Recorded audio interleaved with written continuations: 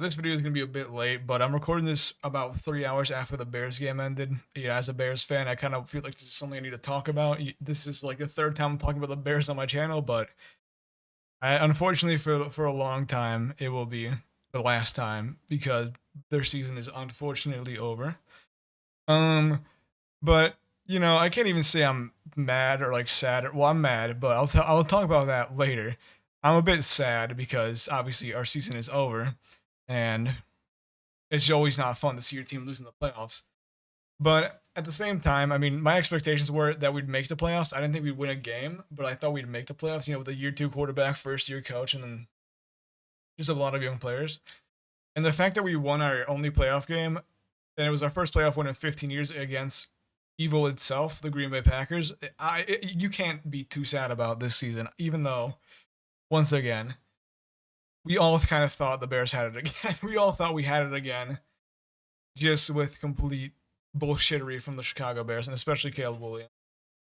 And it was different emotions going for this game from the Packers game because for the Packers game we were just immediately getting shit on. So I was like, well, fuck, not again. And then the emotions just swung entirely in the opposite direction. And it was looking rough for us, but then Caleb Williams did this in the fourth quarter. I'm gonna play the play that he did, even though I might get copyrighted. Who gives a fuck anymore? What money are they gonna take from me? So let's just all watch this together.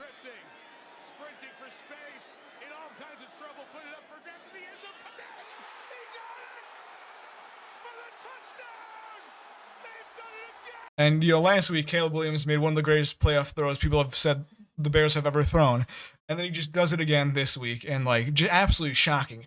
Legitimately, my friends were all popping off in like our text chat, our group chat. My dad called me crying after this happened because of just the utter shock of this pass being completed.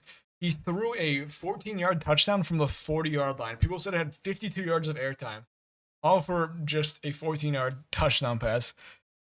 But obviously, didn't really matter because we did lose in overtime. We did lose in overtime.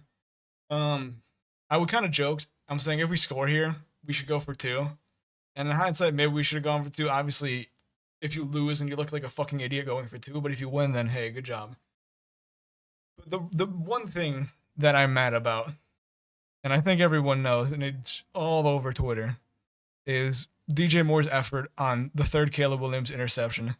Because DJ Moore has historically had an issue of just giving up on routes, giving up on players for the Bears. I've seen so many times where he just kind of just abdicates the route and just let's God guide the bullet of the football. And to do that in the most important game of your life, in the most important play of your life, and just allow an uncontested interception to happen.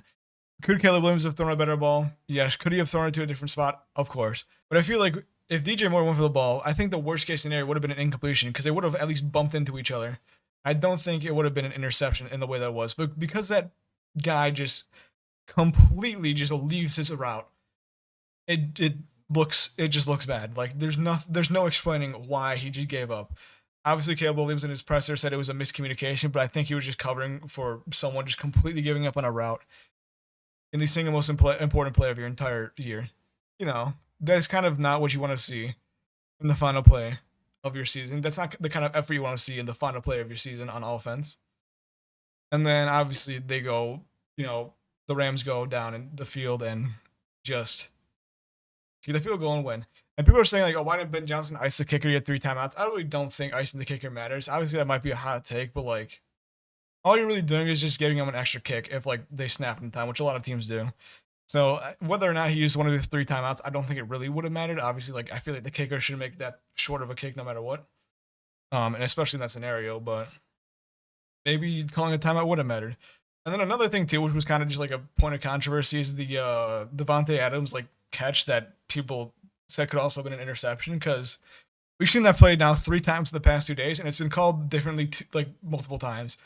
The Bills, it was an interception. I think it was the Patriots and the Texans, it was a complete pass. That's what it was. Jesus. And the Bears, it was a complete pass. I'm not too mad about that. I feel like it was the right call.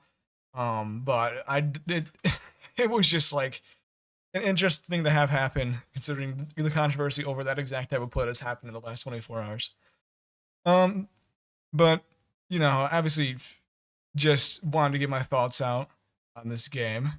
And it was probably the most fun I've ever had watching a Chicago Bears season in my entire life. I feel like the only season of like a Chicago sports team that's beaten it, or maybe the three Blackhawks titles and the Cubs title.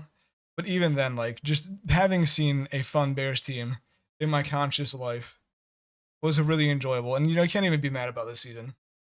Can't even be mad. Can't even. I mean, you can't even be mad. Can't even be sad. Like it was a good run, and things are looking up if we fix our pass rush a little bit, and then also just maybe either scream at DJ Moore to finish his routes in important games or trade him, because I feel like a lot of people are going to push for that once they see the despicable amount of effort that he gave on that one play. But whatever, I trust the team now. This is the first time I've been able to trust like the front office and the coach of the Chicago Bears, and so you can't really be mad.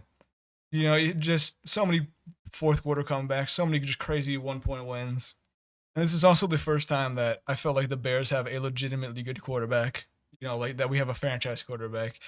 I maybe falsely believe with Trubisky and Fields, but this is the first time where it feels like we might have some magic going. But that's really all I wanted to say. I kind of just wanted to do a fun little retrospective on the season right after it ended, kind of.